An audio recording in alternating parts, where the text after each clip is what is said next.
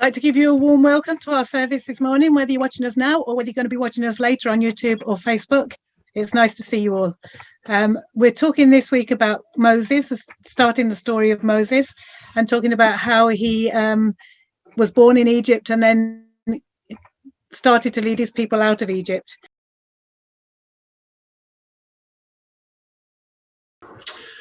Well, as Maria said, we're going to look at the early life of Moses. The first 12 chapters of Exodus. And I've always wanted to say this. About 4,000 years ago, the story sort of starts with the Israelites going down into Egypt because there was a famine in their own land and Egypt had lots of food. And Joseph had gone down before under unfortunate circumstances, but he'd done well. And then the Israelites lived in Egypt for 400 years, and they really prospered. They really did well. And the dynasty, the Pharaonic dynasty at the time, was very favorable towards them, and they prospered and they grew and they became rich and etc. Unfortunately for them, a new king who didn't know Joseph, who didn't know the Israelites and didn't like them either, and so thought that they were threatened by them, rose up. And they enslaved the Israelites because they were afraid of them. And so things changed very dramatically. And it's at this point that Moses comes onto the scene. And it seems that God had a plan for Moses right at the start, a plan for his life, a purpose for his life, and a journey that he wanted Moses to go on. And this was very strong, and it appears in retrospect, as most things do in retrospect, very clear. So Moses' parents, he was born, and rather than have him killed, he was protected by them for the first 3 months of his life. Then he got put in a basket and picked up by, in effect, Pharaoh's daughter. Later on, he had to flee Egypt, and then he saw a burning bush. And then God gave him powers, and the plagues were there for him to use to help free his people. And the timing as well. The timing was perfect. When he was in Midian, they said to him, God said to him, all the men who wanted to kill you were dead in Egypt. And so he had that sort of reassurance from God. But also when he got to the people of Israel, this is what they said to him. They said, and when they heard that the Lord was concerned about them and had seen their misery, they bowed down and worshipped. And so the people who perhaps some decades earlier would not have been in a place where they were ready to hear that God wanted to take them from a very rich land to through a long journey. But because of the ill treatment from the Pharaoh and the Egyptians, they were now in that place. It all was coming together very nicely. And it seems that God's plan was being worked out in a nice, smooth way, in an odd sort of way, although I guess Moses didn't quite see it, or his parents quite see it like that. But there was a plan. And God has a plan for each of us, whether you call it a plan or a purpose or a journey that he wants us to go on.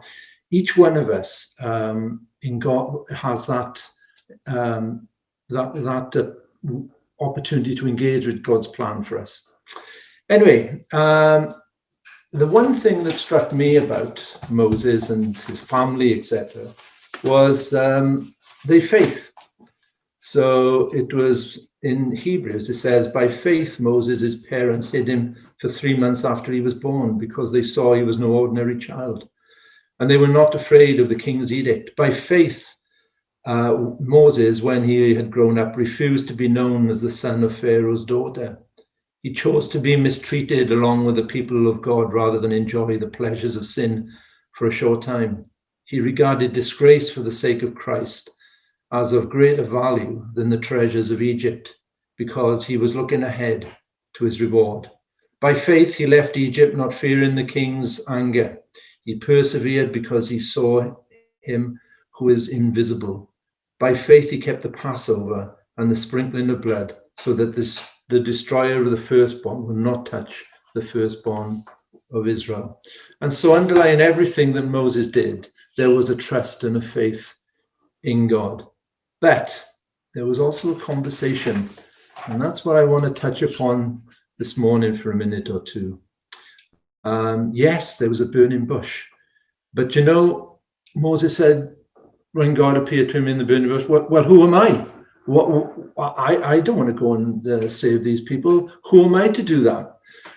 And when God answered that with the famous I am who I am, Moses then said, well, who are you? Who are you to send me? Who are you to I can go and tell these people, you know? Who are you? So first of all, it's who am I? Then it's who are you? And then in chapter 4, verse 1, he says, what if they don't believe me? This is God telling him now. He's seeing God, the burning bush, and he's having this conversation with God. And he said, well, what if they don't believe me? And then he says in 4 verses 10 and 12, I'm not eloquent. I've never been eloquent. I can never speak. I can't speak. So, you know, I can't do it really, can I? Because I can't speak. And then and then he comes out in verse 13 of chapter 4. He says, Lord, please send someone else. So much for this plan, in my opinion. There's a conversation going on here that Moses is not afraid to have with God. He trusts God. He believes in God. He has faith in God, but he has a conversation with him. And in the end, it comes out, please send someone else. So it's not like Isaiah who sends, here am I, Lord, send me, or even little Samuel who said, Lord, I'm here, I'm listening. It was the complete opposite with Moses. It was, look, you know, all these excuses, and in the end, he comes down to it, send someone else, send someone else. I don't want to do it. And I guess, you know, even after when he was in Israel and he got the Pharaoh was so angry that Moses had come to free the people that he told them they had to make bricks without straw. And Moses goes to God and says, look what you've done. You came to rescue these people, and it's just made matters worse. So there was an ongoing conversation right throughout this period where I guess it would be easy to see, oh, look, this is flowing nice and logically and easy. Moses is so much so that it's recorded that God got angry with Moses. And then later on, while he was journeying to Egypt, before he got there, it said that God was going to kill Moses. So I guess the relationship was quite fraught, and Moses wasn't, you know, the great obedient man of faith that perhaps God was looking for. I don't know. But there were certainly many ups and downs in that relationship. So to fulfill God's purpose for him, he had to have that faith. He had to have that trust. And he did do, because he kept on going, even though at times it was very, very fraught. And I guess we've been tested over this corona stuff over this last year. Our journey has been sort of disrupted and disjointed. And whether you're a Christian or not, in fact, your life has been thrown up in the air. Things have changed. And we, you know, really need to hold on to our faith and really need to trust God. But we also need, I think, to have that conversation with God. We should not be afraid of having an honest conversation with God. And the conversation is about two ways, really. It's listening as well as talking to God. And we listen to God by praying and by reading the Bible, and also by discussing with other brothers and sisters. And that's been very difficult over this last period of time. Anyway, when we come down to what was the purpose of freeing the people of Israel, what was it about? What was the crux? The crux was the Passover. And the Passover is a picture. Whereas Moses came to free the people from physical slavery, and he did, under God's direction, Christ came to free us from spiritual slavery and captivity, and also with a knock-on emotional and mental and so many other freedoms that come with being spiritually free. And Moses had the Passover where a lamb was killed and the blood was sprinkled on the doorposts, etc. And the angel of death passed over the Israelites and took the firstborn of the Egyptians. And Christ did the same for us. And he started communion at a Passover meal. They were having a Passover meal together, and he said, do this in remembrance of me. And I want to read you from Romans. I want to read from Romans, which makes that connection, if you like. Romans 5, verse 6 to 10. You see, just at the right time, when we were still powerless, Christ died for the ungodly. Very rarely will anyone die for a righteous man, though for a good man, someone might possibly dare to die. But God demonstrates his own love for us in this: while we were still sinners, Christ died for us. Since we have now been justified by his blood, how much more shall we be saved from God's wrath through him? And so we come to the point of Moses' journey, the purpose God had for him, certainly in those early years, was to bring his people physical freedom. And Christ came to bring us spiritual freedom and all that comes with spiritual freedom. And I'd just like to read you one last chapter from the Bible, which says this. It's from Galatians chapter 5, verse 1. It is for freedom that Christ has set us free. Stand firm, then, and do not let yourselves be burdened again by a yoke of slavery. And so, as we move forward through this COVID time and come into more freedom, let's have that faith and trust in God, but also let's have honest conversations with him and with each other. And whether you've been a Christian for 50 years or 5 days, or whether you're not a Christian, you have no faith at all, have that conversation. Have that conversation with God. Hammer out who you are, where you're going. God will take all your conversation and he'll bring good out of it, just as he did for Moses and just through Christ as he did for all of us.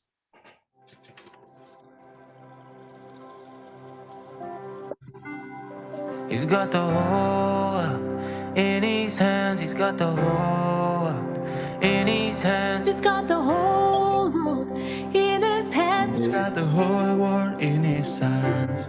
सारी दुनिया को उसने थामा है. No morning day resta exhaust seluruh dunia di tangannya, seluruh dunia di tangannya. 他将全世界掌握手中，有你爱的浪敢干嘛呀？ He's got the whole world in his hands. He's got the whole world in his hands. Trying to go in a world losing hope in life. Where can we go when it all falls down? Lord, we know you're here with us. You're not surprised, so in you we trust.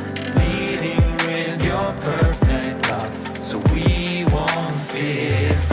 He's got the whole world in his hands. He's got the whole world in his hands. He's got the whole world in his hands. He's got the whole world in his hands. He's got the whole world in his hands. He's got the whole world in his hands. He's got the whole world in his hands. He's got the whole world in his hands. Through times of grief, we can rest in your peace. We will stand and believe that our God is good. Lord, we know you're here with us. You're not surprised, so in you we trust. Leading with your perfect love, so we won't fear. He's got the whole world in his hands. He's got the whole world in his hands. He's got the whole world in his hands. He's got the whole world in his hands. Anxiety can visit in this life that we're living. With prayer and petition, we're asking you to be with us. There's a future for every one of your children. We know you're close, you're not distant. So know that you're with me, you're near me. I know that you're listening and leading and loving, and I pray that you'll hear me and free me and carry. And I know that you're with me, you're near me, and you're for me. My weakness and my trouble, When it's darkest and it's hardest, when I'm lonely, console me. When I'm searching and I'm hurting,